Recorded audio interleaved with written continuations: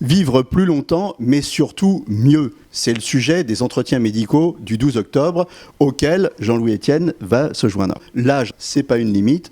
À tout âge, on peut avoir des projets dingues. Et alors là, vous en êtes illustration, parce qu'un projet dingue, vous en avez en ce moment. Le Polarpod. Le Polarpod, c'est un projet très Jules Verne. On va explorer l'océan qui est autour de l'Antarctique.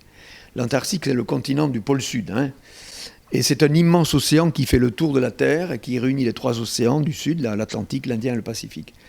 Et toutes les publications sur cet océan se terminent par la même phrase: on a besoin de mesures in situ de longue durée. Donc il faut s'installer sur cet océan que les marins appellent les 50e hurlants. Donc il y a du vent, des vagues, c'est inconfortable.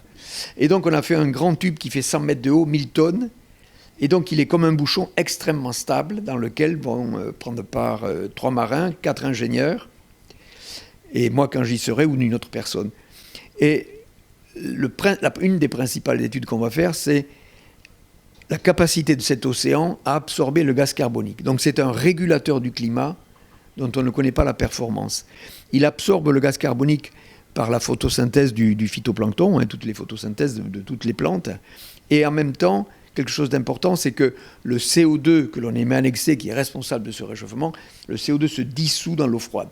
Et donc cette immensité d'eau froide est le principal puits de carbone océanique de la planète. Donc ça, c'est une mesure que l'on va faire qui est attendue par tous les climatologues. Donc c'est un projet qui est engagé dans le sens où c'est techniquement très futuriste, donc c'est un bureau d'études qui s'en occupe. Il y a un programme aujourd'hui scientifique qui concerne 43 institutions de 12 pays.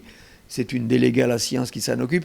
Donc vous voyez, moi je suis devenu le chef d'orchestre, le porte-parole et celui qui va chercher les ronds, la crédibilité. Et donc je vous donne... aussi celui qui a eu l'idée. Et qui a eu l'idée, bien sûr. Je suis l'instigateur du projet, bien sûr, oui. Et vous voyez, je vous donne une réponse à une remarque qui est faite de temps en temps. On ne me la fait pas directement, mais je l'entends. On dit, mais tu crois qu'il va y aller quand même? Il a 72 ans. Est-ce que c'est sérieux? Donc, j'explique encore une fois que je suis le chef d'orchestre, c'est moi qui harmonise. J'habitais aux États-Unis, à San Diego, et un de mes voisins était Roger Guillemin. Roger Guillemin a été prix Nobel. C'est un Français qui a été naturalisé américain. Il a été prix Nobel de médecine pour avoir découvert l'hormone de croissance. Et donc, Roger Guillemin, quand j'étais à San Diego, avait 85 ans, et maintenant il en a 85 ans. Et il me fait visiter le Salk Institute, qui est un grand centre de recherche américain, à San Diego. Et donc, je visite, et puis je dis à une personne qui me faisait visiter, je dis, mais Roger Guillemin, il a toujours un bureau ici? Ah, il me dit oui. J'ai dit, il est efficace? Il me dit oui.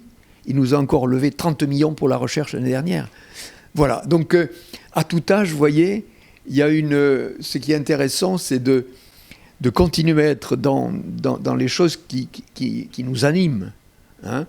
Et on a des capacités nouvelles, de l'entre-genre parce qu'on a du métier, parce qu'on a une expérience. Et je dirais qu'à tous les âges, il y a la place effectivement pour s'engager et il faut le faire. Et je dis tout le temps, il n'y a pas d'âge pour se faire plaisir. Voilà, le sujet de l'âge et des limites vous intéresse.